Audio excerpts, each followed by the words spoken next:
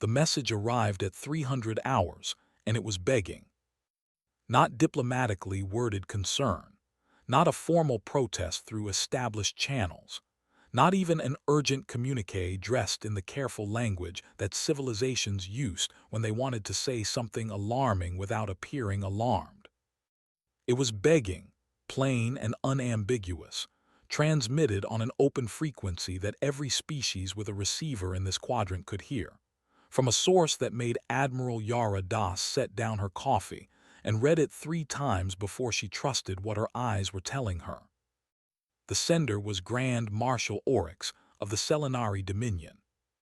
The Selenari were not, by any measure, a species that begged. They were old, 4,000 years of spaceflight, 2,000 years of active military operations, a history of warfare that read like a textbook on how to project force across interstellar distances with maximum efficiency and minimum sentiment. They had fought 6 major wars in their recorded history and won 5 of them, and the one they had lost was considered by military historians across the galaxy to be such a close thing that calling it a loss was generous to the victor.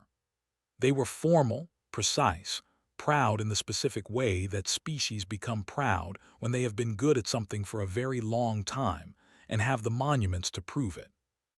Grand Marshal Oryx had sent a message on an open frequency. In it, he said, "Please." Das read it a 4th time.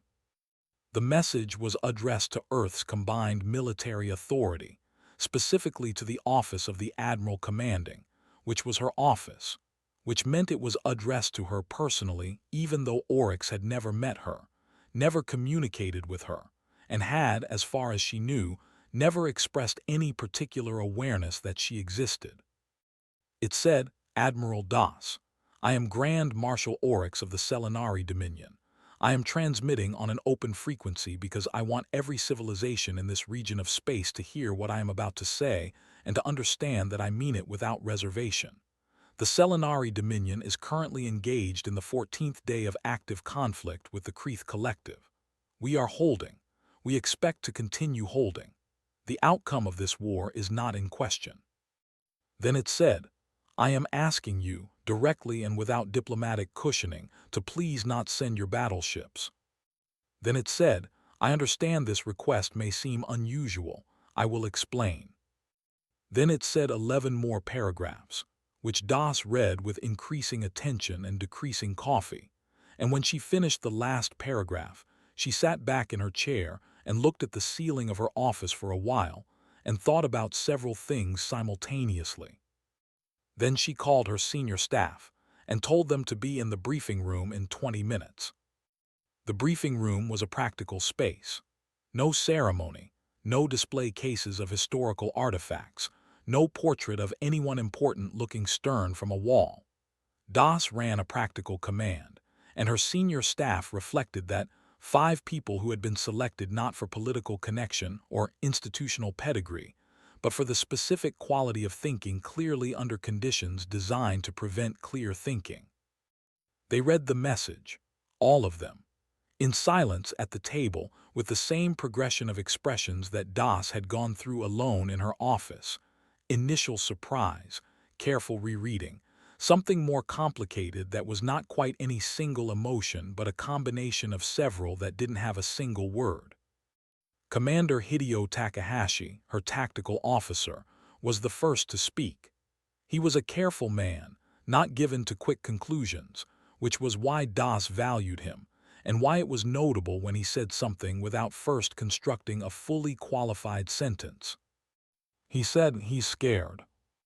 Not diplomatically, not carefully. He said it the way you say something when it is simply true and the truth is the most important thing about it. Yes, Das said, he is. Grand Marshal Oryx of the Selenari Dominion is scared, repeated Dr. Amina Farrow, Chief Intelligence Officer, who had been running the Selenari profile for 9 years, and whose expression suggested she was integrating this data point with 9 years of prior analysis, and finding it consistently inconsistent with everything she had previously concluded about Oryx specifically and the Selenari generally. This is the man who held the Vethara line for 6 months with a fleet half the size it should have been. This is the man who negotiated the Crestfall Treaty from a position of active military disadvantage and came out of it with better terms than the victors. He does not scare. He scares now, Takahashi said. The question, Das said, is whether we respond to the request.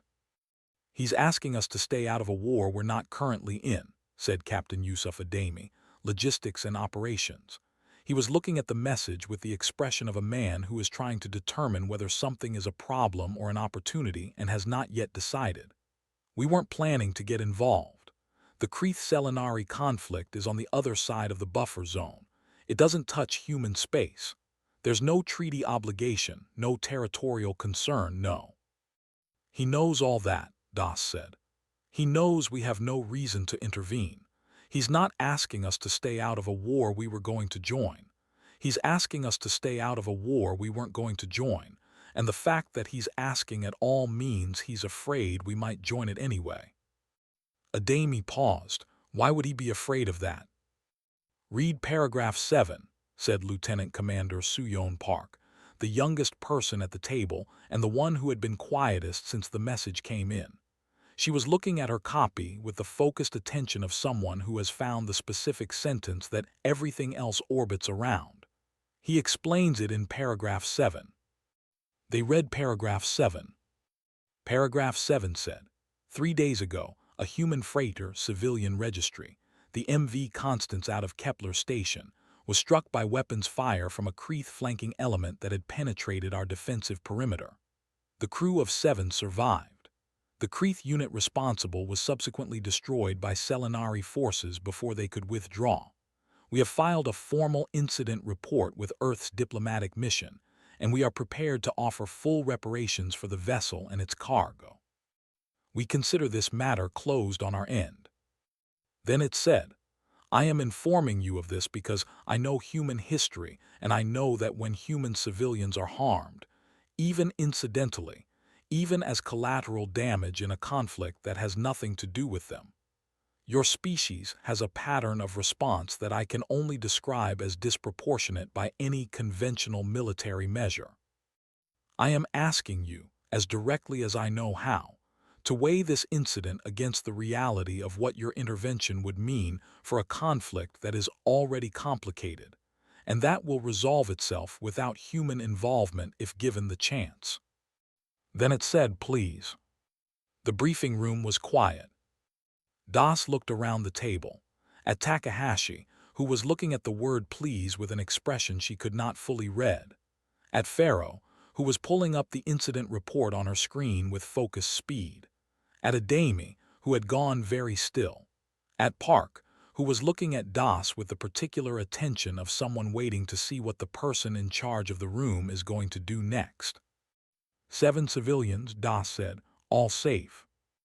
All safe, Pharaoh confirmed. Incident report matches his account. The Constance took a glancing hit from a Kreeth energy weapon. They were in the wrong place at the wrong time, caught between the Kreeth flanking element and the Selinari response. No one was killed. The ship is a loss. She paused. The captain filed her own report 4 days ago. She's not calling for intervention, she's calling for compensation and a debris removal crew. Smart woman, Ademi said. Very, Das agreed.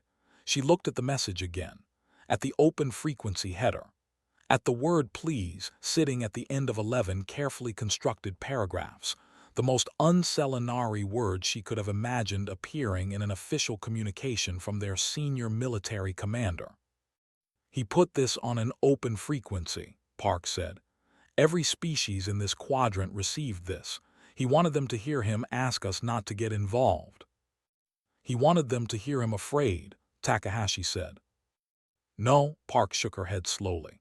He wanted them to hear that he knows to be afraid. There's a difference. He's not broadcasting weakness, he's broadcasting awareness. He's telling every civilization within range that he understands what human military intervention means and that he's taking steps to prevent it. She looked at Das. He's managing his allies' expectations before they can get ahead of him. He knows that if we decide to move. The political situation changes for everyone, and he's getting ahead of that by making the request public. Das looked at her youngest officer with the particular appreciation she reserved for people who said things that were true and were also things she had already thought but had not yet said out loud. "That's correct," she said, "which means we need to decide what to do, and we need to do it in a way that accounts for the fact that everyone is watching how we respond." "What are our options?" Ademi said. Das set down the message. "We can stay out. We were never going to intervene, we do nothing, we send a polite acknowledgement, we let the war resolve. Option 1. Option 2, Takahashi said. We send a response that is not a commitment but is not a refusal.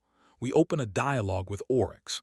We learn more about what he's actually afraid of specifically, and we use that information to assess whether staying out is actually the right call." She paused. "Because a Grand Marshal of the Selenari Dominion, 4,000 years of spaceflight, the man who held the Vethara line, sent a message begging us to stay out of a war he says he's winning. And I want to know why he's really scared. Because I don't think it's just about 7 civilians on a freighter." Pharaoh looked up from her screen. "You think the Constance is a pretext?" "I think the Constance is the reason he found a reason to make contact," Das said. "I think the fear is older." She looked around the table. "I want to talk to him, directly. Not through diplomatic channels, not through a response message. I want a live communication, me and Oryx, and I want to ask him what's actually going on." "He may not agree to that," Ademi said. "He sent a message begging me to do nothing," Das said. "If I offer to talk instead of acting, he'll agree." She stood. "Get me a secure line, and someone find out where the Constance's captain is right now. I want to talk to her first." Captain Renata Voss of the MV Constance was at Kepler Station's commercial dock, overseeing the transfer of her crew's personal effects from the salvaged portions of her ship, when her communicator chimed with a priority code she had never seen used in 22 years of commercial freight. She looked at the code, looked at it again, accepted the call. "Captain Voss," said the voice on the other end, and it was a woman's voice, direct and unhurried, the voice of someone who did not generally have to introduce herself. "This is Admiral Yara Das, Combined Military Authority. I've read your incident report." Voss sat down on a cargo crate. She was 48 years old, built solidly in the way of people who have spent their careers loading and unloading things in varying gravity conditions, and she had the particular calm of someone who has been through something frightening and come out the other side, and is now processing the experience with the methodical patience of a person who has always processed things methodically. "Admiral," she said, "I told the diplomatic office we weren't looking for intervention." "I know," Das said. "I'm not calling about intervention. I want to know what you saw." A pause. Voss looked at the cargo being moved around her by her crew, who had survived a Kreeth energy hit and were now carrying boxes of personal clothing and navigational tools, and the small accumulated objects of 7 people's working lives from what remained of a ship that was no longer a ship. "I saw a war," Voss said. "A real one up close." She paused. "We were transiting the buffer zone standard route filed with both Selenari and Kreeth authorities, completely legal. The Kreeth flanking element came through at speed. They weren't targeting us, we were just there." Another pause. "Admiral, I've been running freight in this region for 12 years. I've seen Selenari military operations before. I've seen Kreeth patrol movements. I know what a normal military engagement looks like in this area." "And this wasn't normal," Das said. "The Kreeth unit that hit us," Voss said slowly. "Before the Selenari destroyed them, we had about 4 minutes where we were very close to them, close enough for good sensor data." She paused again, and the pause had the quality of someone deciding how much to say. "Admiral, those ships were running scared, not tactically retreating, scared. They were a flanking element that had broken formation and was running for the buffer zone as fast as they could move. They hit us because they weren't watching where they were going, because something behind them had them so frightened that forward sensors were a secondary concern." "What was behind them?" Selenari Pursuit Element, Voss said. Standard configuration, nothing unusual, but the Kreeth, she stopped. Admiral, in 12 years I have never seen Kreeth ships run. They are not a species that runs. They fight to the last system when they're cornered. Everyone in this region knows that about them. She looked at the cargo moving around her. Whatever is happening in that war, it's not going the way anyone expected it to go. And I don't think it's going the way the Selenari expected it to go either. I think something changed. Das was quiet for a moment. Thank you, Captain. I'm glad your crew is safe. Admiral, Voss's voice was careful. Whatever you're deciding, be careful. This region has been stable for 30 years because the balance between the Selenari and the Kreeth has held. If that balance breaks... I know, Das said. I'll be careful. A pause. Get your people somewhere comfortable, Captain. You've earned it. The call ended. Voss sat on the cargo crate for another minute. Then she went back to supervising the transfer, because boxes didn't move themselves, and her crew needed something to do with their hands while they processed the fact that they were alive and their ship wasn't. Grand Marshal Oryx agreed to the direct communication within 40 minutes of Das's request. She had expected negotiation. The Selenari were thorough about protocol, and a direct live communication between a human admiral and a Selenari Grand Marshal was outside the established diplomatic architecture for human-Selenari relations, which were cordial but not close, and had never required this level of directness. She had prepared arguments for why the directness was appropriate and had assigned Pharaoh to anticipate Oryx's likely objections. She did not need any of it. He agreed in 40 minutes with a message that said simply, "Yes, 1 hour, secure Channel 7," which told her, as clearly as anything he had said in his original message, how much he wanted this conversation. She was at the secure channel terminal when the connection established, and the face that appeared on her screen was not what she had expected. She had read the file on Oryx extensively. She had read files on every senior military commander in every significant civilization within 300 light years, because that was the job. And the file contained photographs and biographical data and tactical assessments and personality profiles constructed by analysts who had spent years studying him from a distance. None of that had captured whatever it was that filled the actual room when Oryx was in it. He was old. Selenari lived longer than humans, and he had the age on him in the visible way of a species that did not hide its years, the deep lines and the silver coloring, and the particular quality of eyes that have been looking at difficult things for a very long time and have learned to look at them clearly. He was not large. He was not visually imposing in any conventional sense. He was the most contained person Das had ever seen. Not cold, contained. The way very old trees are contained, all their force and weight directed precisely, nothing wasted. He looked at her with the directness of someone who had decided, somewhere before this conversation began, that they were done being indirect. "Admiral Das," he said. His standard was flawless, not translated, spoken, with the particular cadence of someone who had learned a language because they intended to use it. "Grand Marshal Oryx," she said, "thank you for agreeing to speak directly." "The situation requires directness," he said. "I have spent 4 days composing diplomatic language and discarding it. The open frequency message was what remained when I removed everything that was not true." He looked at her steadily. "I will continue in that mode if you are willing." "I'm willing," she said. "Good." He folded his hands on the surface in front of him, a Selenari gesture that her briefing materials identified as indicating settled intention, readiness to say something that had been decided. "Your Captain Voss." She filed an accurate report. She usually does, apparently. "The Kreeth unit that struck her vessel was running," Oryx said. "They had broken formation and were attempting to reach the buffer zone. This is not typical Kreeth behavior. You know this." "I know this," Das confirmed. "They were running from us," he said.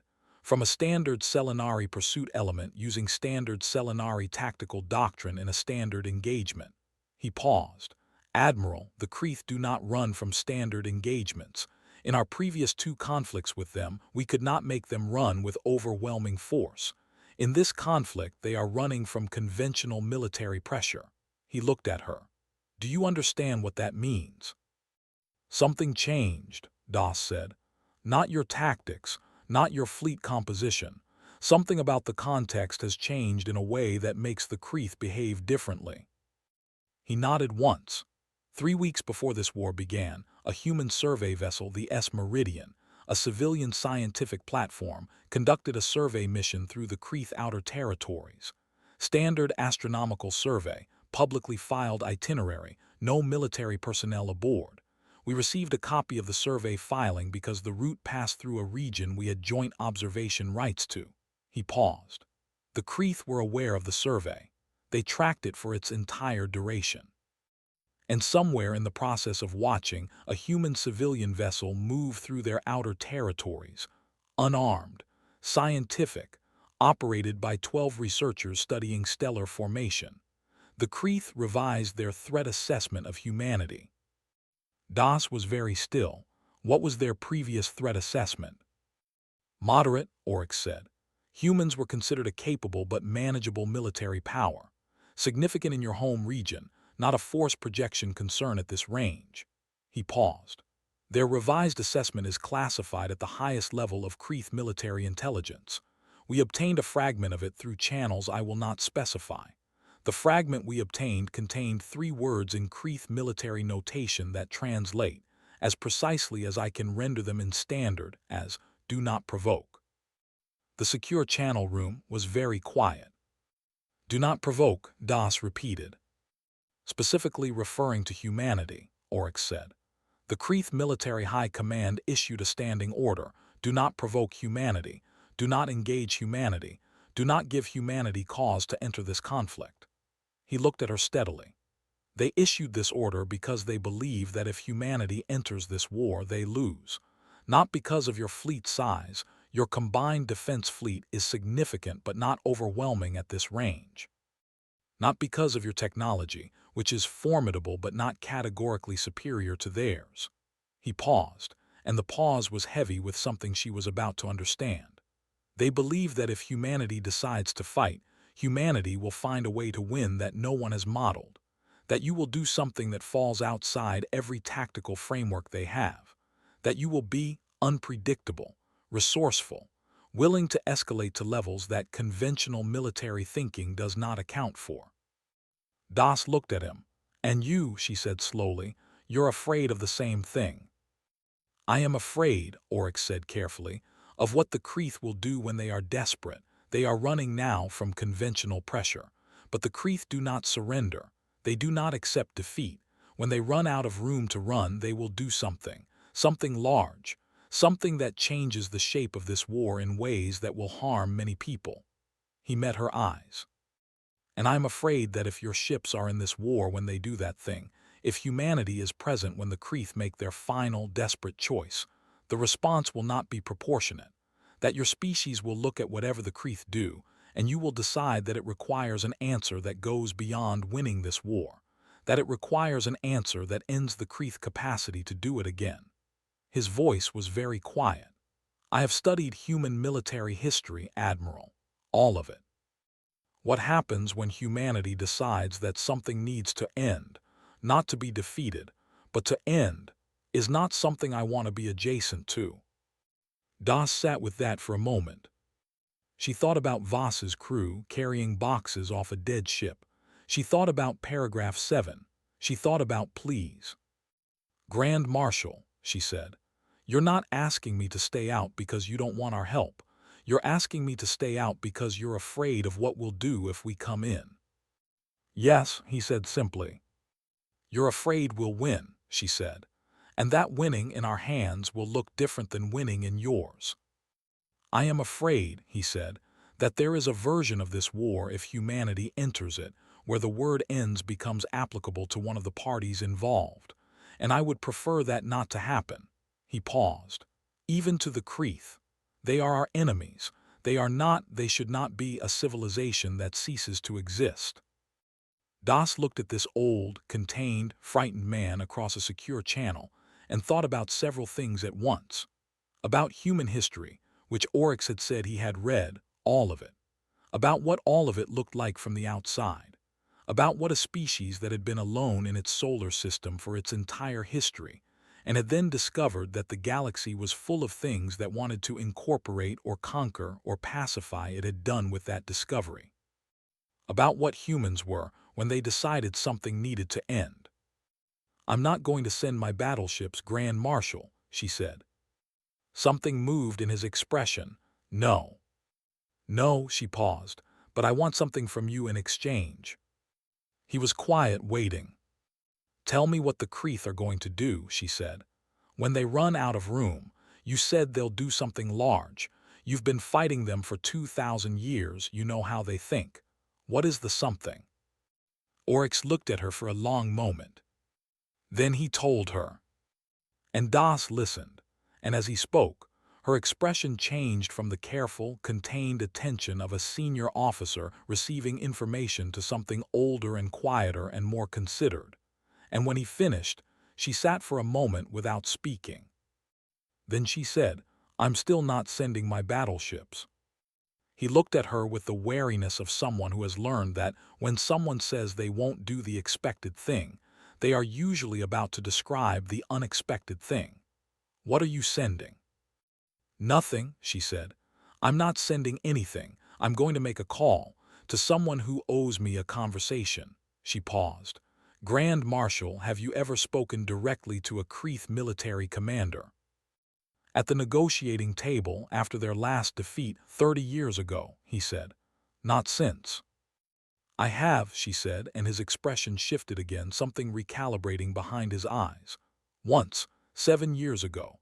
An incident in the transit corridor near Kepler Station that was resolved before it became a war. A Kreeth Commodore named Veth." She paused. "He and I came to an understanding. He is now, according to my intelligence briefings, a Kreeth Fleet Admiral." She met his eyes. "And I think it's time he and I had another conversation." The secure channel room was quiet. "You want to talk to them," Oryx said slowly. "To the Kreeth, in the middle of an active war." "I want to give them a way to stop running," Das said, "before they run out of room and do the large, desperate thing you're worried about." She paused. "Grand Marshal, you sent me a message asking me to stay out of your war. I'm going to honor that. But I'm going to do it by getting involved in something adjacent to your war, which is finding out whether this war needs to end differently than it's currently ending." She looked at him steadily. "Is that acceptable to you?" Oryx looked at her for a long moment. Then he said, very quietly, "You are exactly what the Kreeth's threat assessment said you were." "What's that?" "Unpredictable," he said. "And I mean that as the most sincere thing I have said in this conversation." Das almost smiled. "I'll take it. Get me Veth's current communication protocols. And Grand Marshal, thank you for sending the message." He looked at her with those old, clear eyes. "Thank you for not sending the battleships."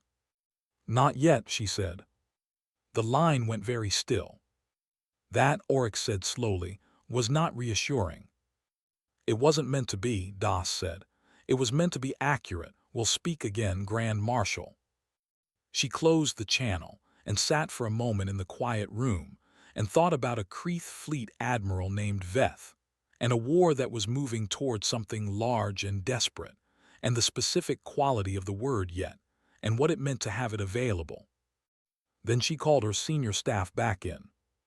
"We're not intervening," she said when they were seated. "And we're not staying out. We're doing something else.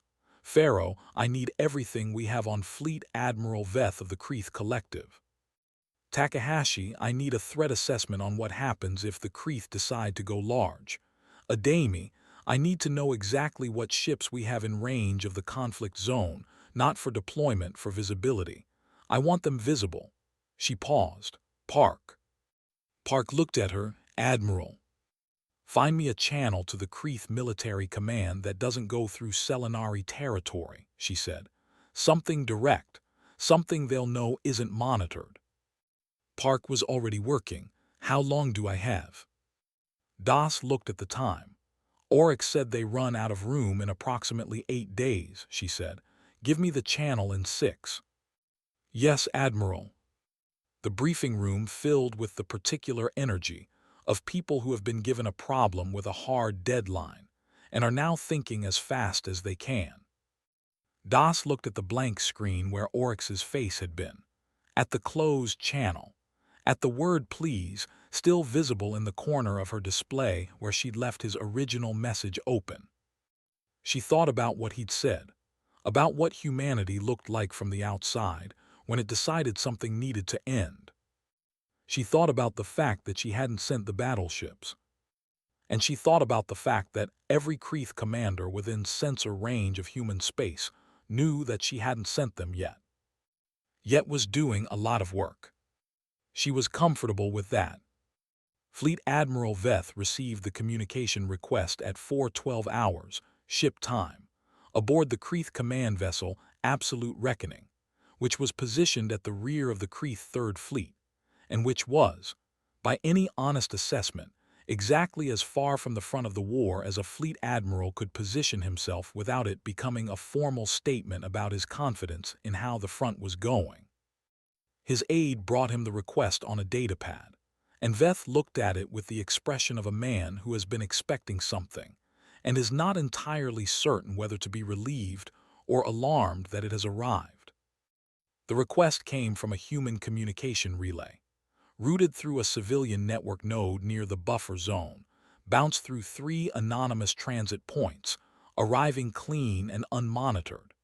Whoever had set up the routing had done it with a precision that suggested they had spent real time on it, which meant they had started building the pathway before they sent the request, which meant this contact had been planned.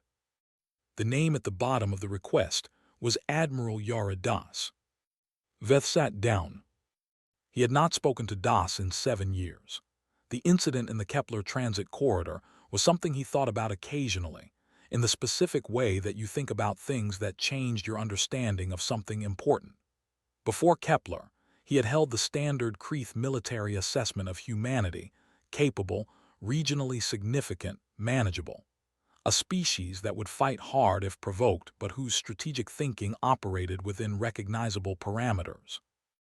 After Kepler, he had revised that assessment privately, in a way he had never fully put into a formal report because a formal report would have required him to explain the revision, and explaining the revision would have required him to describe the conversation, and describing the conversation would have required him to convey something that didn't translate well into the precise language of military assessment. Das had ended the Kepler incident without firing a shot, not through negotiation, through a specific, precise application of the understanding that the Kreeth commander across from her was a person trying to find a way out of a situation that had gotten too large too fast, and that what he needed was not an opponent but a door. She had given him a door.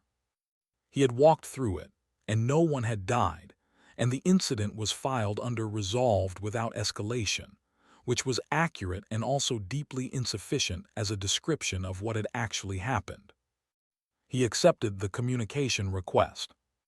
Her face appeared on his secure display, and she looked exactly as he remembered, direct, unhurried, the specific quality of attention she brought to conversations that made you feel, somewhat uncomfortably, that she was seeing more of the situation than you had shown her. Admiral Das, he said. Fleet Admiral Veth, she said, thank you for accepting. I was going to, he said. I have been anticipating some form of contact from your side. He paused. You did not send your battleships. No, she said. The Grand Marshal asked you not to. He did. Veth looked at her steadily, and you honored that request, despite the Constance. The Constance's crew is safe, Das said. The captain filed for compensation and a debris crew. She wasn't looking for a war. A pause. Neither am I. That is not what the Kreeth High Command believes, Veth said carefully. I know what the Kreeth High Command believes, she said. I know about the standing order, do not provoke. She met his eyes. "I'm not here to provoke, Fleet Admiral. I'm here to have the conversation we should have had before this war started." Veth was quiet for a moment. He was a careful man, not slow, careful, which was a distinction that mattered in his profession. He had spent 40 years in the Kreeth military developing the ability to assess situations accurately without the comfort of having enough time to assess them thoroughly.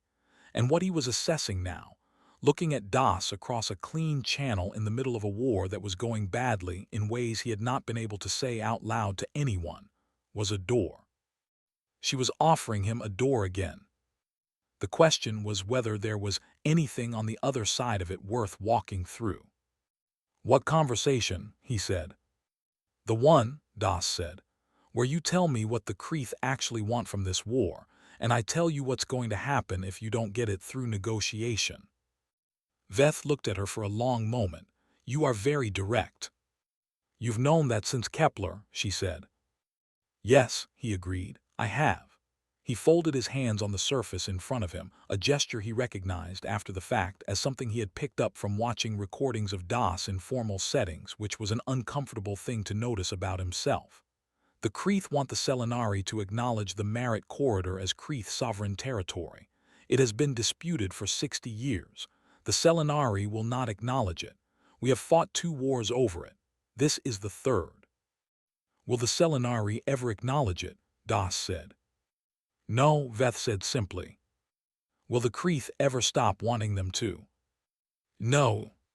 "Then this war ends the same way the last 2 ended," Das said, "with a negotiated pause, with the Marit Corridor still disputed, with both sides spending the next 30 years preparing for the 4th war." She paused. "Unless something changes." "What would change it?" Veth said, and he asked it genuinely, not as a challenge but as a question, because he was a man who had spent 30 years watching this particular cycle repeat and had not found an exit from it, and Das was someone who had a history of finding exits. "The Marit Corridor needs to stop being worth fighting over," she said. "Not geopolitically, physically. The reason both sides want it is transit. It's the most efficient route between the inner systems and the outer resource zones. Whoever controls it controls the economic flow of this entire region." She paused. 7 years ago, after Kepler, I filed a survey request for the buffer zone regions adjacent to the Marit Corridor. It was a civilian filing joint human-Selenari scientific platform. The survey took 4 years. She looked at him. "Veth, there are 3 viable alternative transit routes through the buffer zone, not as direct as the Marit Corridor, but with the right infrastructure, relay stations, navigation markers, the standard development package, they become comparable within 20 years. Veth was very still. "You surveyed alternative routes," he said slowly. 7 years ago, she confirmed. "After Kepler.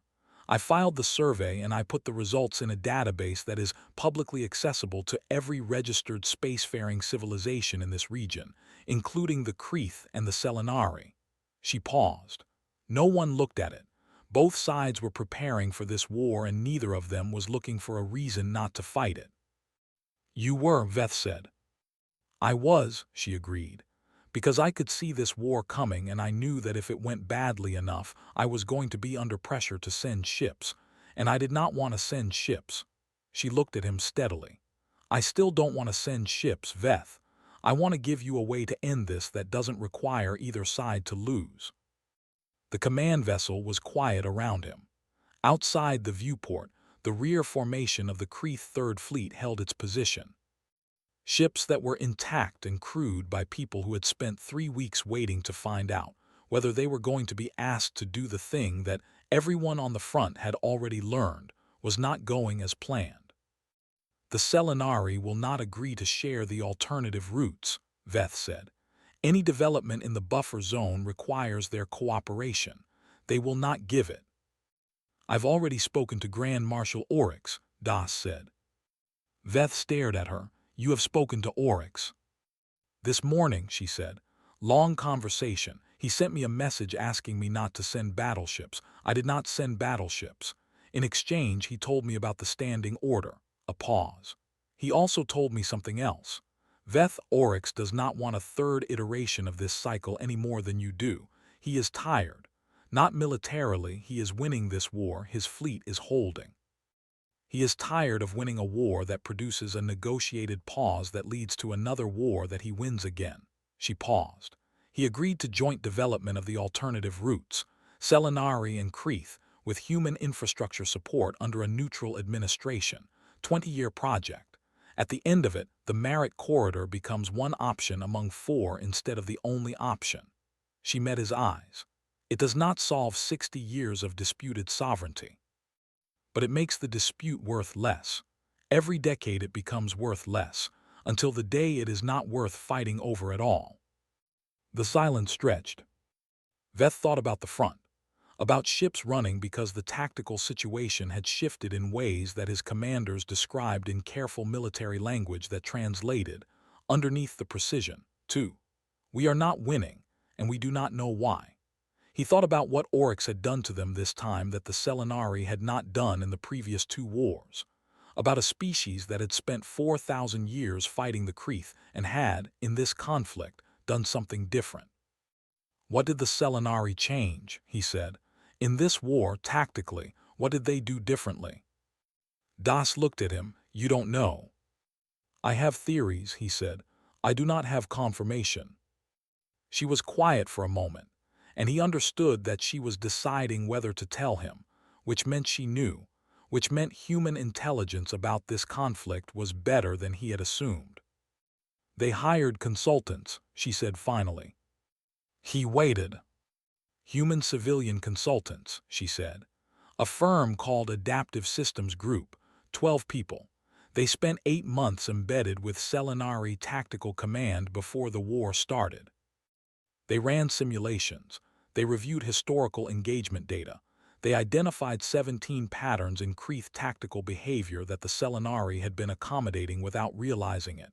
Responses built into Selinari doctrine specifically to counter Kreeth moves that the Kreeth could therefore predict and route around. She paused. Adaptive Systems advised the Selinari to do 17 things differently. Small things. Individual decisions that each seemed minor in isolation. She met his eyes. None of them were minor in aggregate. Veth sat with that. 12 human civilians. 8 months.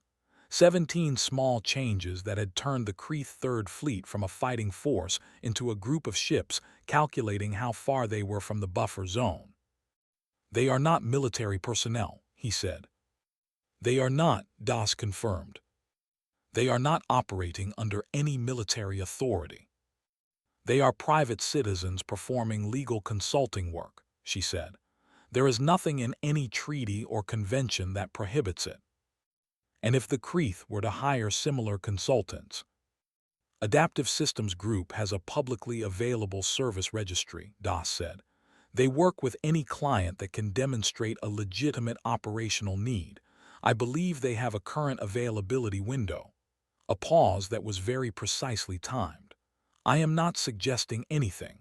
I am providing information. Veth looked at her for a long moment. Then he made a sound that was not quite a laugh, something shorter, more contained. The sound of someone who has just recognized a chess move that was set up 4 moves ago and is experiencing the simultaneous reactions of admiration and irritation that this produces. Admiral Das, he said. Fleet Admiral Veth. You surveyed the buffer zone 7 years ago, he said. You negotiated with Oryx this morning. You arranged this communication through a route that took significant preparation time, which means you began building it before you knew I would accept. He paused. How long have you been working on this?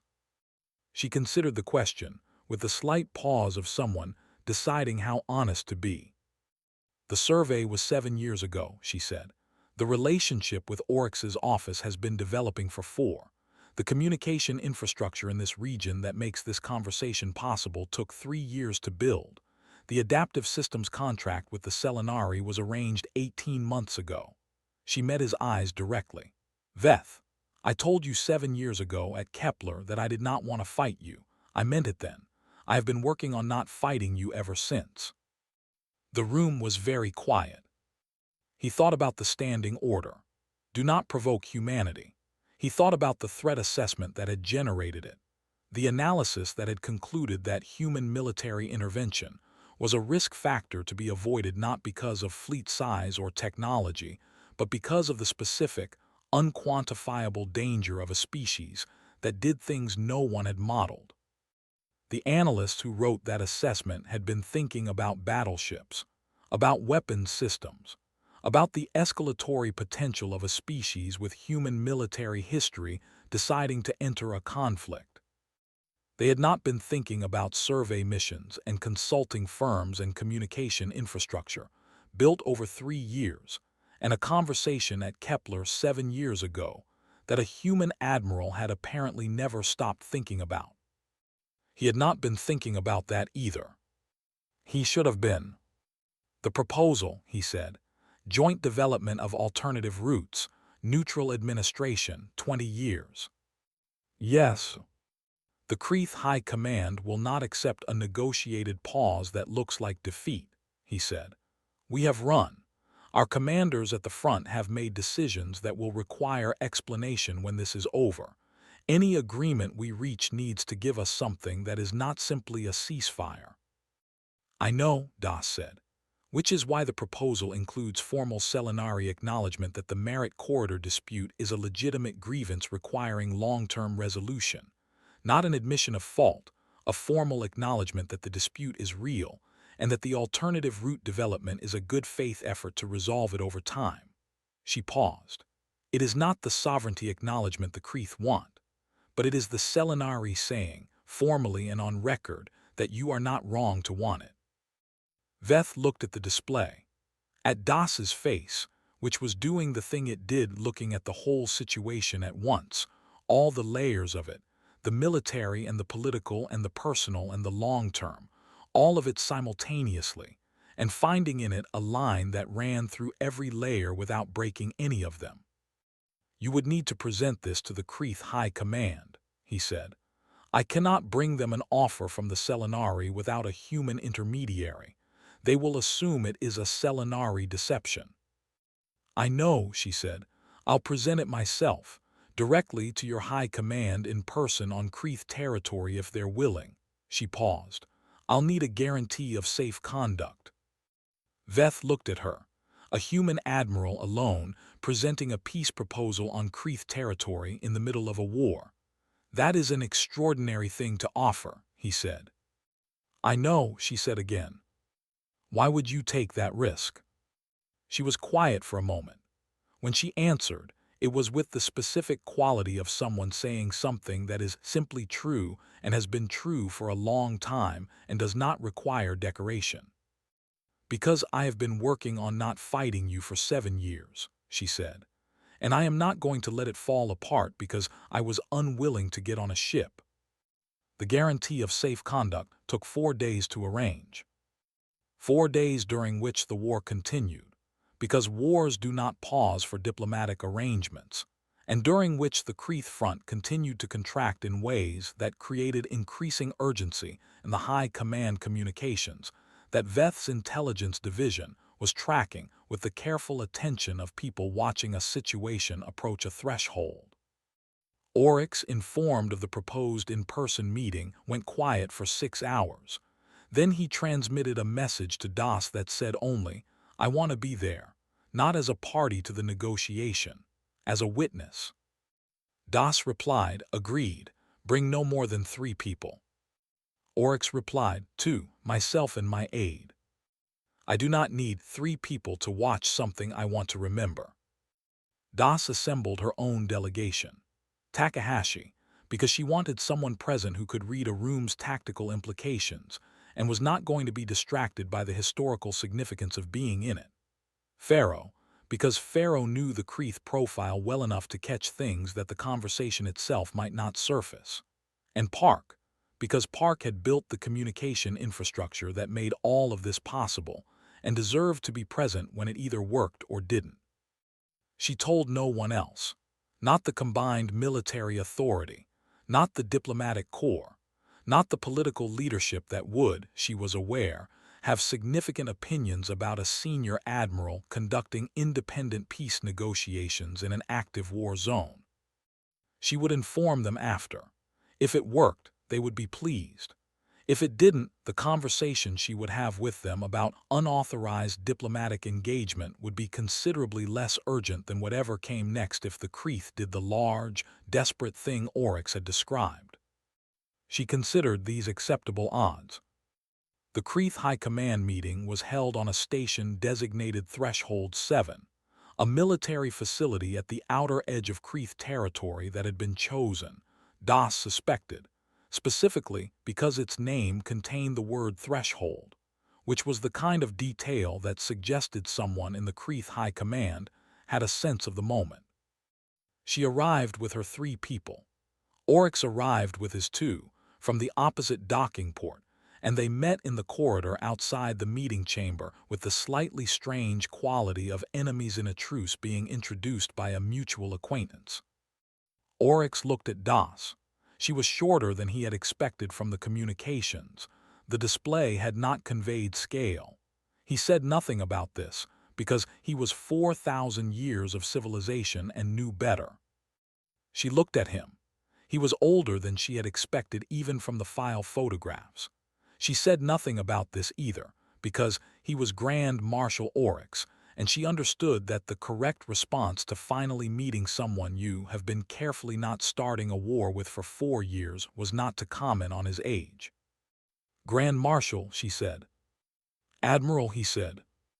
They looked at each other for a moment with the mutual acknowledgement of people who have been in a complicated relationship without ever being in the same room, and then Takahashi held the door and they went in.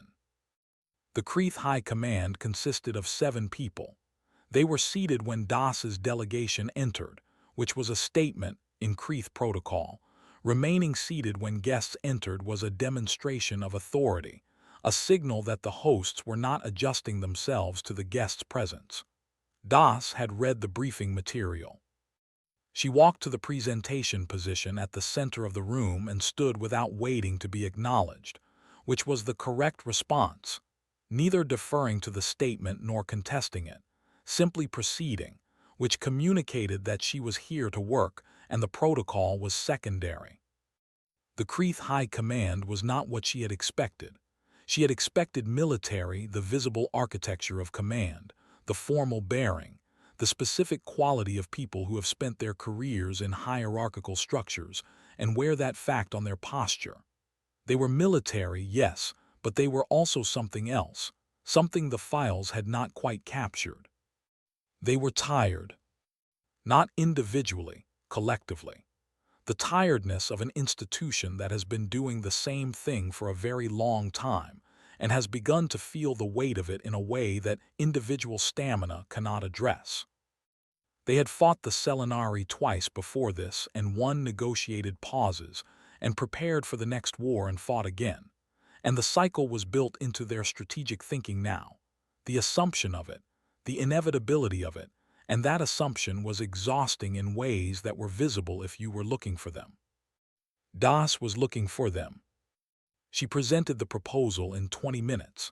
She had prepared for an hour and stripped it to 20 because the Creeth High Command had not risen to their positions by being slow thinkers, and 20 minutes of precise information was more respectful than an hour of thorough explanation. She covered the alternative routes, the joint development framework, the neutral administration structure, the timeline. She covered the formal Selenari acknowledgement of the Marit Corridor dispute as a legitimate grievance. She covered it without notes, without a display, without props of any kind, just standing in the center of the room, speaking clearly, giving them everything they needed to understand the proposal in the order they needed to understand it. When she finished, she waited. The senior member of the High Command, Supreme Commander Herath, old even by Creeth standards, with the specific quality of age that suggested she had been present for the last negotiated pause, and possibly the one before that, looked at Das for a long moment.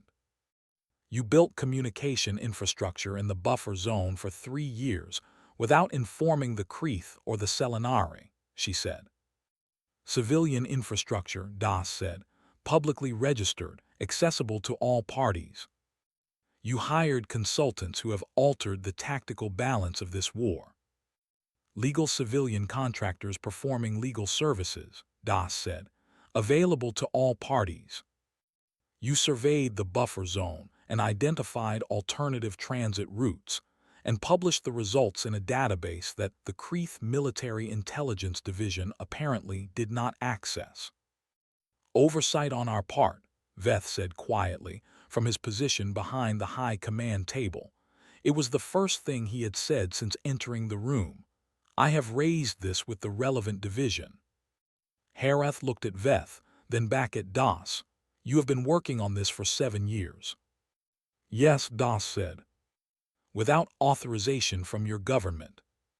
My government authorized the survey mission, Das said carefully. The other elements developed from it. A pause. I will have a conversation with my government when this is over.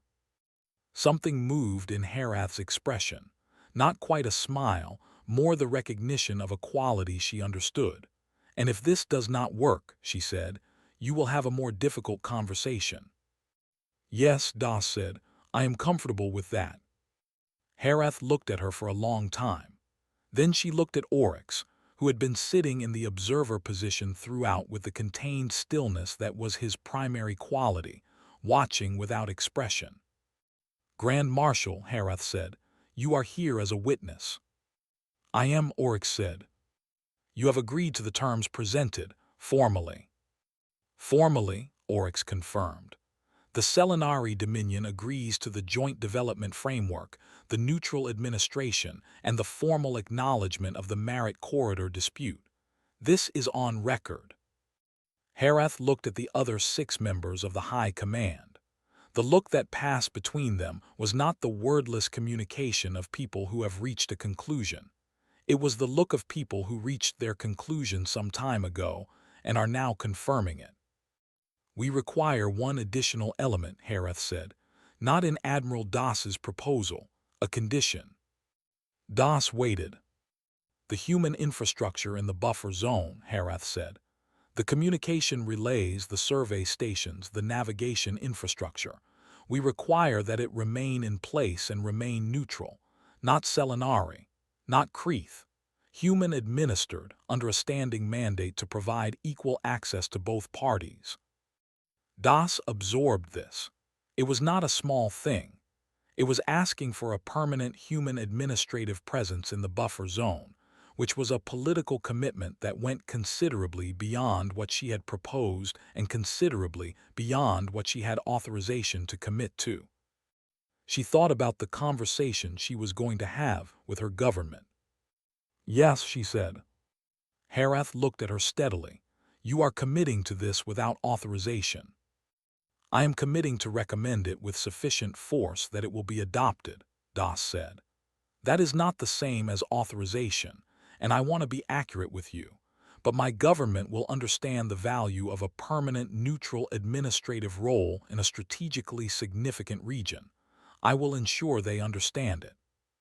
And if they do not, then I will have been wrong about my government's strategic judgment, Das said, and the arrangement will need to be renegotiated, and I will personally return to this room to explain why and propose an alternative. She met Herath's eyes. I am not offering you a guarantee I cannot keep. I am offering you a commitment I intend to fulfill and will exhaust every resource I have to fulfill. The room was quiet. Then Herath said something in Kreeth that the translation system rendered as, that is the most honest statement anyone has made in this room in 60 years. Oryx, whose translation system was faster than Das's, made the small sound of someone who has just heard something they recognize. Supreme Commander Herath, Das said, do we have an agreement? Herath looked at her for one final moment. The look of someone who has been doing the same exhausting thing for a very long time and has just been shown a door. We have an agreement, she said. The ceasefire was announced 48 hours later. It was formally designated the Threshold Agreement, named for the station where it was reached, which was either appropriate or ironic depending on your perspective and what threshold you thought was being crossed. The announcement was made simultaneously through Selinari, Kreeth, and human diplomatic channels, which caused immediate and considerable confusion in the political apparatus of every civilization in the region, because the human diplomatic channels had not been informed that there was an agreement to announce until approximately 3 hours before the announcement. Das had called Admiral Commander Reyes of the Combined Military Authority from Threshold 7, while the ink was still drying, metaphorically speaking, and had explained the situation with the directness that she applied to difficult conversations that she knew were coming and had decided not to defer. Reyes had been silent for a long time. Then he had said, "You negotiated a peace agreement in an active war zone on Kreeth territory without authorization, with the Grand Marshal of the Selinari Dominion sitting in the room." "Yes, sir," Das said. "And you committed to a permanent human administrative mandate in the buffer zone." "Yes, sir." "Without authorization." "I committed to recommend it with sufficient force that it would be adopted," Das said. "I am now making that recommendation, sir, with the force I committed to." Another long silence. "The political division is going to have significant opinions," Reyes said. "I expect so, sir." "The diplomatic corps is going to want to understand why they were not involved." "I will explain it to them." "And your explanation will be that involving them would have added 6 months to the process," Das said, "and in 6 months the Kreeth would have done the large, desperate thing that Grand Marshal Oryx described to me, and the aftermath of that would have required my battleships, and I did not want to send my battleships." A pause. "Sir, the agreement is done. It is good. It will hold because all 3 parties have something they need from it and none of them got everything they wanted, which is the only structure that holds." She paused again. "I will accept whatever consequence my government determines is appropriate for the unauthorized elements of this, but I am asking you, sir, to endorse the mandate before you get to the consequences. In that order." Reyes was quiet for a long time. "You are the most difficult officer I have ever commanded," he said. "Yes, sir," she agreed. "The mandate is endorsed," he said. "Conditionally, full political review to follow." Another pause. "Well done, Admiral." "Thank you, sir." She closed the channel and sat for a moment in the small room on Threshold 7 that she had been using as a working space for the past 2 days, surrounded by the organized chaos of a negotiation that had just concluded, and thought about 7 years of building infrastructure and surveying routes, and maintaining a relationship with an Ethran diplomat, and arranging a consulting contract, and all the other small, patient, accumulative things that had led to this moment. She thought about a captain named Voss, sitting on a cargo crate at Kepler Station, describing Kreeth ships running scared because something behind them had their attention more than the obstacle in front of them. She thought about Oryx's message, "Please." She thought about what Hareth had said, the most honest statement anyone has made in this room in 60 years. She thought about the battleships, still at their stations, still positioned, still visible on every sensor array in the conflict zone. The thing she had not sent. The thing whose presence, whose weight, whose availability had been doing constant, quiet work throughout all of this, not as a threat, never as a threat, but as the shape of what the alternative looked like. The thing she had kept in reserve, not because she wanted to use it, but because keeping it in reserve meant she didn't have to. Park appeared in the doorway. "Admiral, the shuttle is ready when you are." "1 minute," Das said. Park nodded and withdrew. Das looked at the room, at the table where the agreement had been signed, at the viewport which showed the dark of space outside the station, the stars steady and unchanged, the same stars that had been there before the war and would be there after the war and would be there while the alternative routes were built over 20 years, and the Merit corridor slowly, gradually, became worth less than it had been. She thought about the next war, whether there would be one, Whether 20 years of joint development and neutral administration and the quiet erosion of a contested corridor's strategic value would be enough to break a 60-year cycle. She didn't know. She knew that she had made it possible for there not to be one. That was different from certainty, and it was enough. She stood, picked up her jacket, and walked to the door. In the corridor outside, Oryx was waiting. He had his aide with him, and they were preparing to move to their own shuttle, but he paused when she emerged, and they stood for a moment in the functional, unremarkable corridor of a military station that was probably going to be renamed something significant in about 10 years, and looked at each other with the quality of people who have been through something together that has no adequate category. "Grand Marshal," she said. "Admiral," he said, then after a pause, "Yara." She looked at him. In her experience, the Selenari used personal names in one context, when they were acknowledging that the relationship had moved past the professional into something that didn't have a formal designation. It was not a casual gesture. It was a precise one. "Oryx," she said. He nodded once.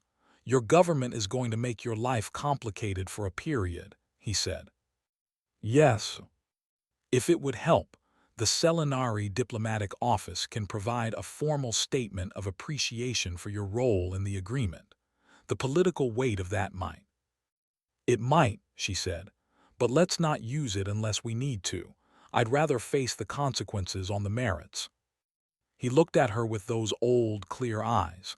"Of course you would," he said, and it was not exasperated. It was something much closer to affection, the feeling of someone who has encountered a quality they respect even when it makes things complicated.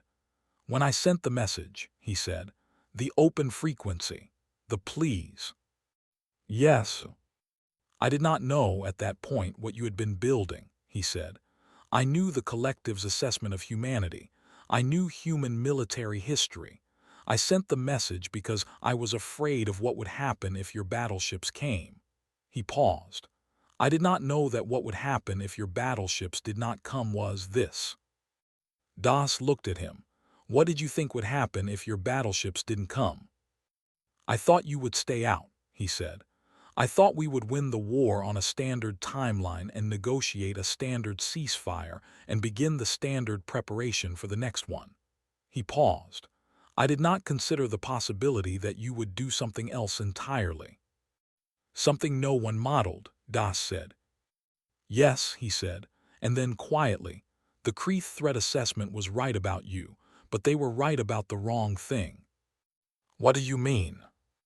"They assessed that humanity was unpredictable, that you would do something outside every tactical framework."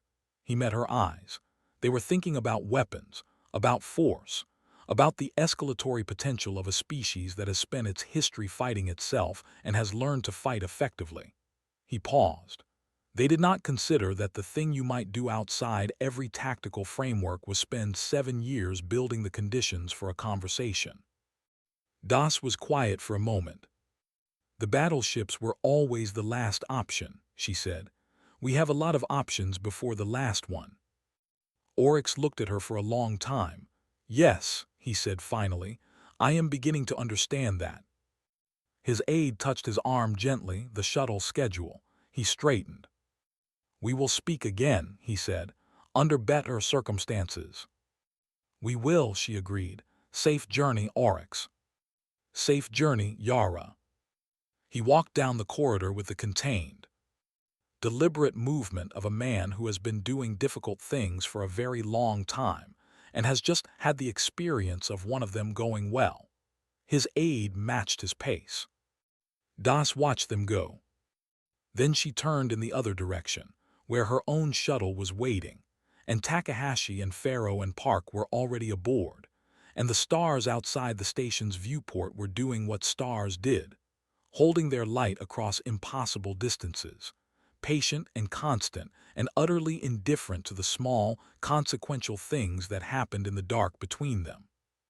She walked toward the shuttle. Behind her the corridor was empty. Threshold 7 was quiet. The war was over. Somewhere at their stations, the battleships waited and would continue to wait, which was exactly what she needed them to do. 3 weeks later, back at headquarters, she had the conversation with the political division. It took 4 hours. She had expected 2, but there were more people in the room than she had anticipated, and they had more questions than she had prepared for. And the questions were good ones, detailed, specific, covering every element of the agreement and every decision she had made without authorization, and every commitment she had extended on behalf of a government that had not been in the room. She answered all of them, directly, in the mode Oryx had established at the beginning of their first conversation, removing everything that was not true. At the end of 4 hours, the senior political director, a careful, experienced man named Callum who had been in the room for every significant strategic decision humanity had made in the past 15 years, looked at her across the table and said, "You understand that we cannot simply allow senior military officers to conduct independent foreign policy based on personal strategic judgment." "Yes," she said. "You understand that the precedent this sets is something that needs to be managed carefully," she said. "I agree, and I will accept whatever structural constraints you determine are appropriate to manage it with one request, which is that the constraints be applied going forward," she said, "and that this agreement as it stands be allowed to proceed." Callum looked at her. "You're asking us to ratify the unauthorized agreement and then regulate future unauthorized agreements?" "Yes," she said, "in that order." He looked at the table for a moment, then at her. Then he made a sound that was not quite a laugh but was related to the sound of someone who has just recognized that the correct response to an argument they cannot effectively counter is to acknowledge that they cannot effectively counter it. "The mandate is ratified," he said. "The buffer zone administrative office will be established within 90 days, and Admiral Das." "Sir." "Next time," he said, "call us before you get on the shuttle." "Yes, sir," she said. And then, because she was Yara Das and she had been doing this for 7 years and she had learned the value of precision, "I will call you earlier in the process." Callum looked at her for a long moment. "That is not exactly what I said," he said. "No, sir," she agreed, "but it is what I can commit to." He held her gaze for a moment. Then he stood, and the other people in the room stood, and the meeting was over. In the corridor outside, Park fell into step beside her. They walked for a moment without speaking, the particular comfortable silence of people who have been through something together. "He didn't actually discipline you," Park said. "No," Das agreed. "He ratified the agreement." "Yes." "And told you to call earlier next time." "Yes." Park walked beside her for another moment. "Admiral, what are you going to do with the battleships now?"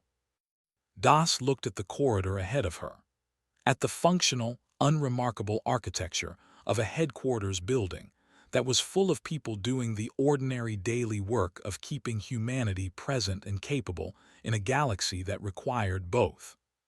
"Keep them ready," she said, "in case we need them." "And if we don't need them?" "Then they did their job," she said. "The best thing a battleship can do is never fire a shot. The second best thing is fire one when it matters." She paused. "I prefer the first." Park was quiet for a moment. "You've been preferring the first for 7 years." "Yes," Das said. "And it worked." "This time," Das said, "which is all any strategy can do." She turned toward her office. "Get some rest, Park. You built good infrastructure." Park stopped in the corridor. "Admiral." Das paused. "The alternative routes," Park said. "The 20-year development project. Do you think it'll actually work? Do you think 60 years of disputed sovereignty just goes away?" Das thought about Herath's face, about the tiredness she had seen in the high command, not weakness, tiredness, the weight of an exhausting cycle, about Oryx saying, "I wish to remember this," about Voss on a cargo crate describing Kreeth ships running because something behind them had their attention, About 7 years of small, patient, accumulative work. Survey missions and consulting contracts and communication relays, and a conversation at Kepler that she had never stopped thinking about. I think, she said carefully, that nothing goes away on its own, but given enough time and enough infrastructure and enough people who are tired of the alternative, things can become worth less than they were. She met Park's eyes. 20 years is a long time. A lot can change in 20 years if you're building the right things. Park nodded slowly. Go get some rest, Das said again. We have work to do tomorrow. She walked to her office, sat down, looked at the display on her desk, which showed the buffer zone, the alternative routes marked in blue, the merit corridor in amber, the neutral administrative zone in the clean white of something newly designated and not yet real. She thought about what Oryx had said at Threshold 7. The most honest statement anyone has made in this room in 60 years. She thought about what it meant that the most honest statement was the simple acknowledgement of a commitment someone intended to fulfill. She thought about the battleships, still at their stations, still ready, still doing the patient work of being present without being used. She opened the next file on her desk. There was always a next file. That was the job, not the dramatic moments, those were rare. The job was the 7 years between them, the surveys and the infrastructure and the careful maintenance of relationships that might someday matter. The long, unglamorous, essential work of building the conditions in which the dramatic moments might go well. She picked up her coffee. It was cold. She drank it anyway, because that was also the job, and she had never been a person who let the imperfect stop the necessary. Outside her window, the same stars, constant and patient and holding their light across the dark for anyone who was looking. She looked. Then she went back to work. The end.